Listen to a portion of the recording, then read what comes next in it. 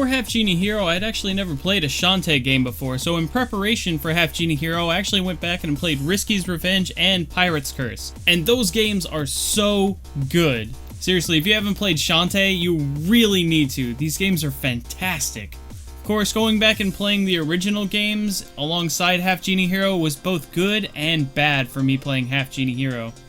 Just in comparison. I went ahead and skipped the first Shantae on Game Boy Color just because I heard it was really hard and it didn't add too much to the story. Of course, if you wanted to play the first Shantae, I would strongly recommend getting the downloadable version on 3DS from the marketplace because that's only $5, whereas a physical copy is going to run you like $300.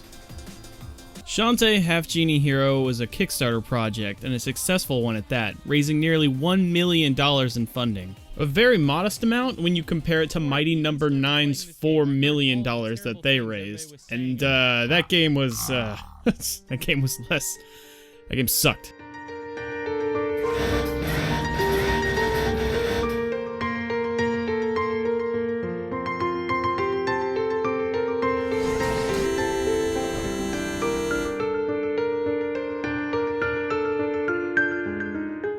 Just proves that you can throw as much money as you want at a video game or a project, but it's really going to be the people behind that game or project that's going to make it successful or good. God, please make Shenmue 3 be good, please. Now, Risky's Revenge played more like a Metroidvania game with an open world and dungeons and puzzles to solve, and Pirate's Curse was more level-based, but still had dungeons and puzzles. Also, it was the most lewd, and it's probably considered the best by most Shantae fans, so it gets a seal of approval for that. And Half Genie Hero plays more like a Mega Man game, which again is another huge insult to Mighty No. 9. God, that game fucked up. It completely gets rid of the dungeons and puzzles from previous games, and even gets rid of the overarching story throughout the game, and instead each level feels like a mini plot, so it's just like a series of small stories throughout the game. Some other notable differences from previous games is that now Shantae's jump, instead of being at a set height, it's based on how long you hold the jump button. Pitfalls and insta-deaths in previous titles also used to be labeled with a skull and crossbones to let you know it wasn't safe to go down there, which is pretty irritating when you're searching for collectibles and artifacts in Half Genie Hero and those pitfalls aren't labeled, so you find yourself jumping into pits looking for stuff. There's also nearly 3 times as many transformations as there was in Risky's Revenge, but you'll only really use about maybe 4 or 5 of them. Like, you'll use the spider transformation maybe once or twice throughout the entire game going for 100%, but then after that you pretty much throw it away. And when you find a transformation in this game, it's kinda just not that big of a deal. Like, you find it in a treasure chest like you would anything else. When you found a transformation in Risky's Revenge, it always felt like a really big deal, like this ancient, epic fountain and statue of previous genies before you, and you were given this gift to be able to transform into a cute fucking monkey.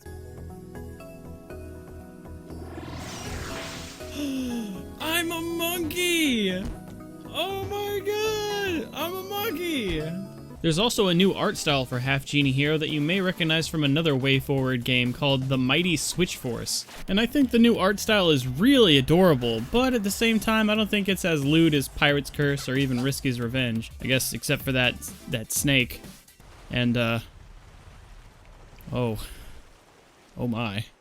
And the game starts out hard. I mean, it starts out difficult, but it gets extremely easy down the road, even almost fundamentally broken easy. There is a lot of exploits in this game that can lead to your character just being straight up untouchable. There's a gem jug transformation that you can essentially use to get infinite money. Then you use that money to buy upgrades that can get you a bubble that makes you invincible. Then down the line, you actually get an artifact that gives you unlimited magic. This means you can use this invincibility bubble forever. Forever. Forever. Forever. Forever. You're completely untouchable. Something else I thought was really cool that they added to the game is that there's actually an art gallery in the town that has doors that can be unlocked with keys you find throughout each level. And each of these doors has concept art and fan art from the game. I think it's really cool that they included some fan art, but my question is, where's the Rule 34 fan art? Where's that door at? Aw, yeah.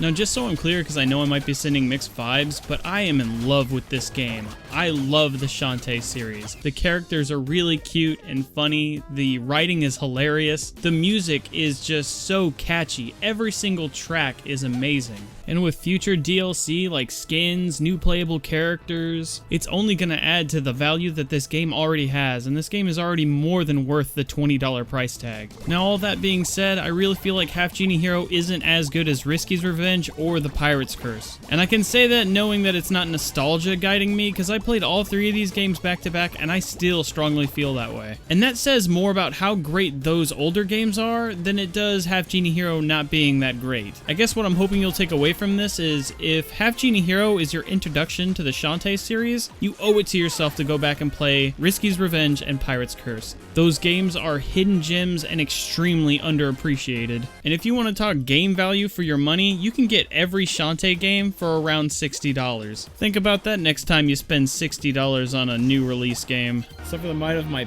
part omni-organic, partially titanic, ocean optional tinker slug. The poop toot. The poop toot.